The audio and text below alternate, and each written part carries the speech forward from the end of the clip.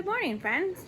So as I have no chill and I can't sit and do nothing, today I'm actually going to do dehydrated potatoes. I'm going to make them into hash brown size, and then we will just have to rehydrate them and fry them to go camping. So rather than buying microwave or refrigeratable hash browns for camping, we'll just have our own in a jar, vacuum sealed. So I've got one of my That's bowls with cold water. After we cut the potatoes into the hash brown style, they'll go in the cold water to prevent from browning. Got my Pampered Chef mandoline slicer, a cutting board, knife, and my dehydrator's getting ready to go. And then I have a pot of hot water boiling or getting ready to boil on the stove to blanch these as we go through. So I'm gonna have to probably tweak the setting because I'm not sure how thick I want them to go on the julienne. But we're gonna chop these up and get ready to go.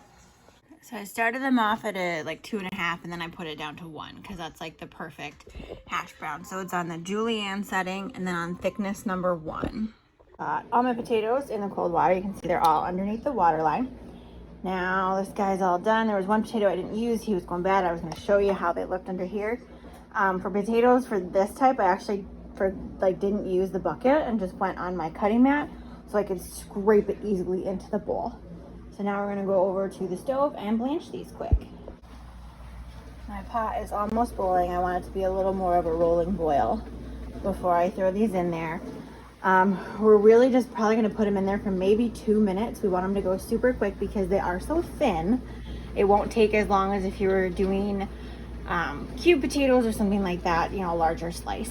You can do this same method for regular slices for gratin potatoes, how they come out of the box, and the potato, it's like a potato chip except it's dehydrated instead of fried. You can do this same method.